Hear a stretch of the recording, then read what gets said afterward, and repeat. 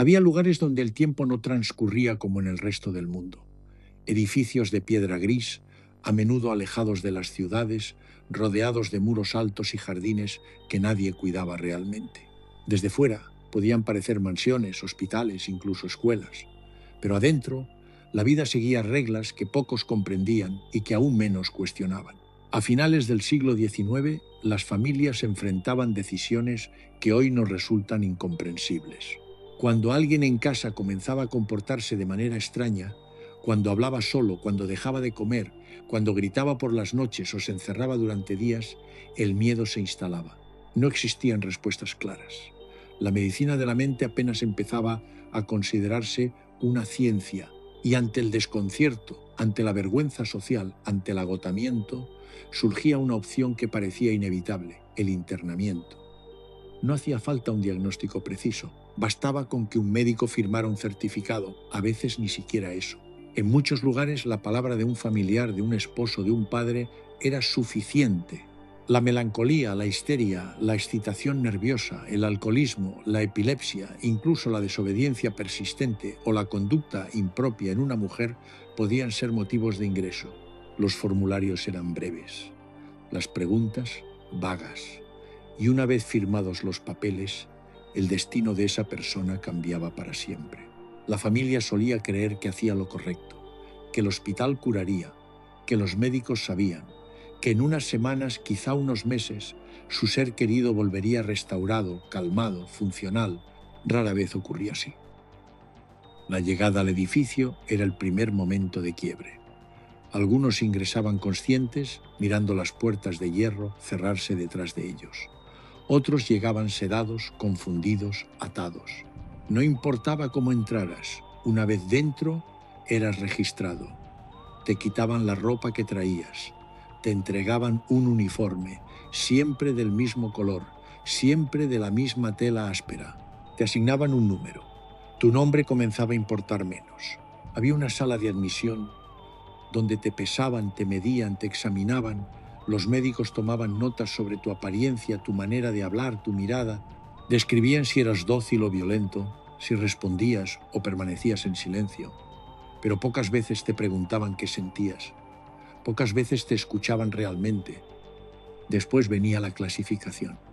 Los establecimientos más grandes tenían pabellones separados. Uno para los tranquilos, otro para los agitados, uno para hombres, otro para mujeres. Había secciones para quienes aún podían trabajar y otras para quienes ya no respondían a ningún estímulo. La arquitectura misma dictaba tu futuro. Si te enviaban al ala de los crónicos, tus posibilidades de salir se desvanecían. Los dormitorios eran largos, hileras de camas de hierro, una junto a la otra, tan cerca que podías escuchar la respiración de tu vecino. No había privacidad, no había pertenencias personales. Algunos pacientes guardaban pequeños objetos bajo la almohada: una carta, un pañuelo, una fotografía arrugada, pero incluso eso podía ser confiscado durante las inspecciones. Las ventanas solían estar altas, fuera del alcance, no por crueldad, al menos no conscientemente, sino porque se creía que así se evitaban intentos de escape o de daño. La luz entraba filtrada, lejana, y con el paso de los meses, muchos dejaban de mirar hacia afuera. La rutina era inflexible. Despertar al amanecer con el sonido de una campana, lavarse en piletas colectivas, con agua fría incluso en invierno, desayunar en silencio, siempre lo mismo: pan duro, café aguado, a veces una papilla sin sabor. Luego, dependiendo de tu clasificación, venían las actividades. Para algunos significaba trabajo: limpiar los pasillos, lavar la ropa de otros pacientes, trabajar en los jardines o en los talleres. Se creía que la ocupación tenía valor terapéutico, pero también era una forma de mantener el funcionamiento del lugar a bajo costo. Los pacientes mantenían la institución que los contenía. Para otros, la rutina consistía en esperar, sentarse en patios interiores durante horas, caminar en círculos, mirar las paredes. Algunos desarrollaban movimientos repetitivos, balanceándose hacia adelante y hacia atrás, como si el cuerpo buscara un ritmo que la mente ya no podía encontrar. Los tratamientos eran limitados y muchas veces brutales, no porque los médicos fueran necesariamente crueles, sino porque no sabían. La psiquiatría de esa época era una disciplina que buscaba respuestas en la oscuridad. Se probaban teorías que hoy nos parecen demenciales. Se creía que ciertos comportamientos podían curarse mediante el shock, el frío extremo, la inmovilización. Las duchas heladas eran comunes. Se pensaba que el agua fría calmaba la excitación nerviosa. Los pacientes eran colocados bajo chorros de agua durante minutos que se sentían eternos, temblando, suplicando que parara. Algunos perdían el conocimiento. Luego estaban las camisas de fuerza, prendas de lona gruesa con mangas largas que se ataban a la espalda, inmovilizando completamente los brazos. Se utilizaban cuando alguien se volvía violento, cuando gritaba sin parar, cuando se autolesionaba, pero también se usaban por conveniencia. Si un paciente era problemático, si molestaba al personal, bastaba con colocarlo en una camisa y dejarlo en una celda acolchada durante horas, a veces días. Imagina no poder mover los brazos, no poder rascarte, no poder limpiarte la cara, no poder siquiera ajustar tu ropa y sentir que el tiempo no avanza, que nadie viene, que has dejado de ser una persona para convertirte en un problema que alguien resolvió atándote. En algunos lugares todavía se utilizaban cadenas, grilletes en los tobillos para quienes intentaban escapar, cadenas cortas que permitían caminar apenas unos pasos. No era algo que se publicitara, pero ocurría, sobre todo en las instituciones más antiguas, en aquellas que arrastraban prácticas del siglo anterior, cuando los asilos eran poco más que prisiones. Los médicos visitaban los pabellones, pero rara vez se quedaban mucho tiempo. Hacían rondas rápidas, revisaban informes escritos por los cuidadores, ajustaban tratamientos sin consultar al paciente. La comunicación real era escasa. Muchos internos pasaban semanas sin hablar con un profesional, y cuando lo hacían, las conversaciones eran breves, clínicas, distantes. Los cuidadores, los enfermeros, eran quienes realmente controlaban el día a día. Algunos eran amables, pacientes, hacían lo que podían en condiciones difíciles. Otros eran duros, indiferentes, incluso abusivos. La falta de supervisión, el agotamiento, la sobrepoblación, todo contribuía a crear un ambiente donde la violencia podía ocurrir sin consecuencias. Había pacientes que aprendían rápidamente a no quejarse. Sabían que protestar podía significar más restricciones, más medicación, más aislamiento. Así que se volvían dóciles, obedientes, invisibles. Perder tu identidad en un lugar así no tomaba mucho tiempo. Al principio, quizá aún recordabas quién habías sido. Recordabas tu casa, tu familia, tu nombre completo, pero con el paso de los meses, incluso de los años, esos recuerdos comenzaban a difuminarse. No porque la mente lo olvidara necesariamente, sino porque ya no importaban. Nadie te llamaba por tu nombre. Nadie preguntaba por tu vida anterior. Eras un paciente, un número de cama, una anotación en un expediente que nadie leería jamás. Algunos internos habían llegado jóvenes y habían envejecido allí dentro. Habían pasado décadas entre esos muros. Sus familias habían dejado de visitarlos, quizá habían muerto, quizá simplemente habían seguido adelante. Y ellos quedaban atrapados en un presente infinito, sin pasado real y sin futuro imaginable. Hubo historias, siempre hay historias. Una mujer ingresó a los 23 años diagnosticada con melancolía. Había perdido un hijo y no había podido superar el dolor. Lloraba constantemente, no comía, hablaba poco. Su esposo, incapaz de manejar la situación, la internó. Los médicos probaron tratamientos, reposo, trabajo manual, aislamiento. Nada parecía funcionar. Los años pasaron. Ella dejó de llorar, pero también dejó de hablar. Se volvió una presencia silenciosa en el pabellón de mujeres crónicas. Murió allí a los 62 años. Nunca volvió a ver a su familia. Un hombre fue internado por alcoholismo y comportamiento violento. En los primeros meses intentó escapar varias veces. Lo ataban, lo aislaban, lo medicaban con sedantes fuertes. Eventualmente dejó de intentarlo. Aprendió a obedecer. Se convirtió en uno de los pacientes que ayudaban a mantener el lugar, trabajando en la lavandería, en los jardines. Pasó 34 años allí. Cuando finalmente salió, ya no tenía dónde ir. Había jóvenes que llegaban con diagnósticos que hoy sabemos eran incorrectos. Epilepsia confundida con locura, autismo que nadie comprendía, depresión tratada como debilidad moral. Y, una vez dentro, las etiquetas se volvían realidades. Si todos te trataban como loco, si vivías rodeado de personas con trastornos severos, si perdías todo contacto con el mundo exterior, eventualmente comenzabas a comportarte como se esperaba que lo hicieras. El sistema se alimentaba de sí mismo. Las visitas eran raras y estaban controladas. Las familias que decidían venir se enfrentaban a procedimientos estrictos, debían pedir permiso con antelación, eran acompañadas por personal en todo momento. Las conversaciones ocurrían en salas específicas, bajo supervisión, no se permitía privacidad, y muchos pacientes, después de meses sin ver a nadie, ni siquiera sabían cómo reaccionar cuando alguien de su antigua vida aparecía. Algunos familiares dejaban de visitar porque era demasiado doloroso ver a su ser querido transformado, apagado, diferente. Otros dejaban de hacerlo porque la sociedad los juzgaba. Tener un pariente internado era un estigma. Se hablaba en voz baja, se evitaba el tema, y con el tiempo esas personas simplemente desaparecían de la memoria colectiva de la familia. Pero no todos los que entraban perdían la esperanza. Había quienes escribían cartas a sus familias, a abogados, a autoridades, suplicando ser escuchados. Algunas de esas cartas llegaban a su destino, la mayoría no. Muchas eran interceptadas por el personal, archivadas o destruidas. Porque permitir que los pacientes se comunicaran libremente con el exterior significaba arriesgarse a que la verdad saliera. ¿Y cuál era esa verdad?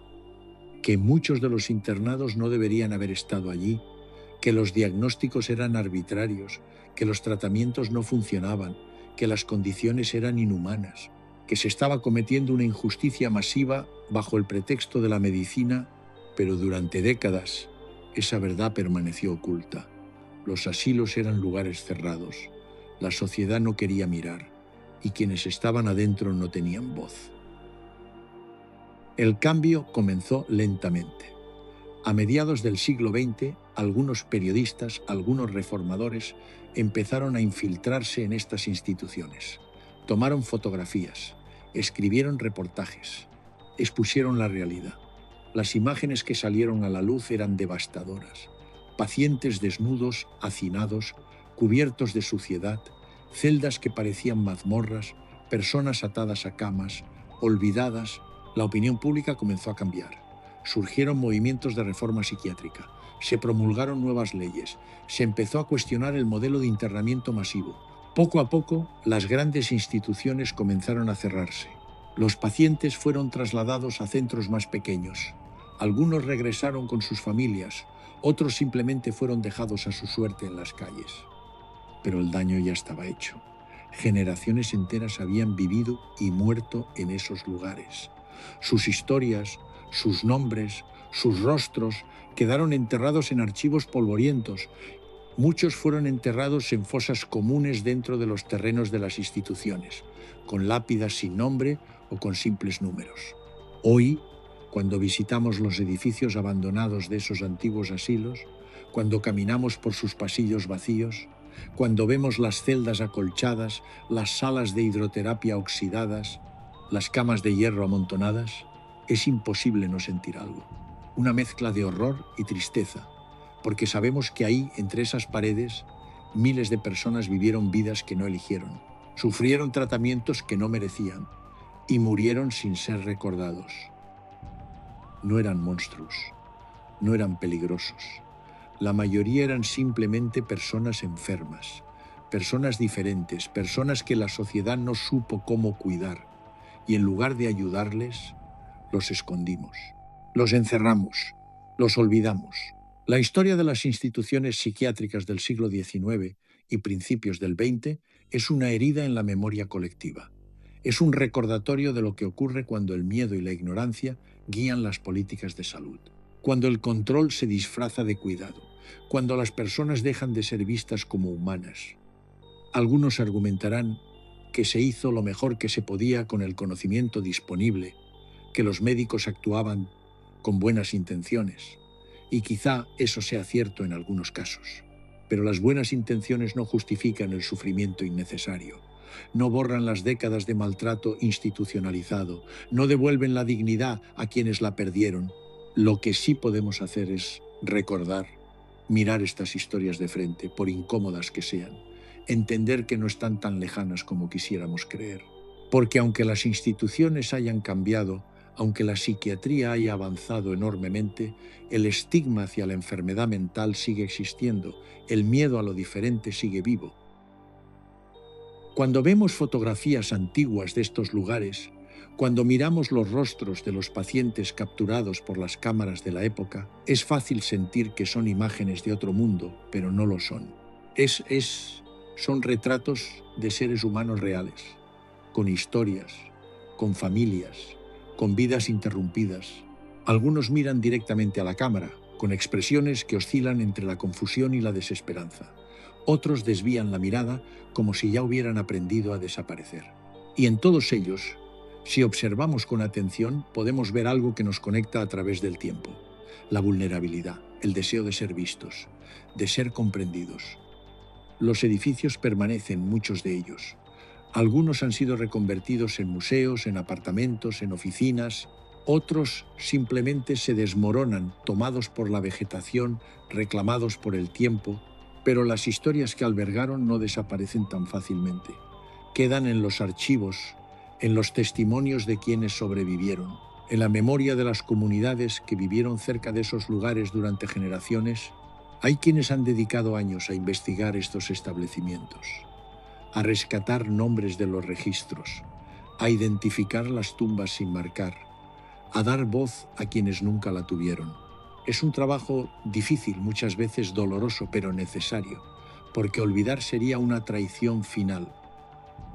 Lo que más inquieta de esta historia no son los métodos brutales ni las condiciones deplorables. Es la facilidad con la que todo esto ocurrió, la normalidad con la que familias entregaban a sus seres queridos, la indiferencia con la que la sociedad miraba hacia otro lado, la confianza ciega en instituciones que en muchos casos causaban más daño que bien. Nos gusta pensar que hoy seríamos diferentes, que no permitiríamos tales abusos, pero la historia nos enseña que la crueldad institucional rara vez se presenta como tal, se presenta como solución, como tratamiento, como lo necesario, y quizá por eso es tan importante mirar atrás, no para juzgar desde la comodidad del presente, sino para aprender, para reconocer los patrones, para estar atentos a las formas en que, incluso hoy, podemos estar fallándole a las personas más vulnerables. Porque aunque las camisas de fuerza hayan desaparecido en su mayoría, aunque las cadenas ya no se usen, aunque los asilos masivos hayan cerrado, el desafío permanece. ¿Cómo cuidamos a quienes sufren enfermedades mentales? ¿Cómo equilibramos seguridad y libertad? ¿Cómo garantizamos que el tratamiento sea verdaderamente terapéutico y no simplemente una forma de control? ¿Es menor que numeral 1? ¿Un 5 numeral es mayor que? Las respuestas no son sencillas, nunca lo han sido, pero empiezan con algo fundamental, con ver a la persona detrás del diagnóstico, con escuchar, con reconocer la humanidad en cada individuo, sin importar cuán diferente o desafiante sea su comportamiento. Los pacientes de aquellos antiguos asilos no tuvieron esa oportunidad. Vivieron en una época que no supo verlos, que los redujo a síntomas, a problemas, a números, y pagaron un precio inimaginable por ello. Cuando miramos las fotografías, cuando leemos los registros, cuando caminamos por los restos de esas instituciones, lo que estamos haciendo en realidad es un acto de reconocimiento. Estamos diciendo, existieron, sufrieron y merecen ser recordados. No podemos cambiar su pasado. No podemos devolverles los años perdidos, la dignidad robada, las vidas interrumpidas. Pero podemos hacer algo. Podemos asegurarnos de que sus historias no se pierdan, que sirvan como advertencia, como lección, como recordatorio de que el progreso médico debe ir siempre de la mano con la compasión humana. Hoy La psiquiatría es una disciplina radicalmente diferente.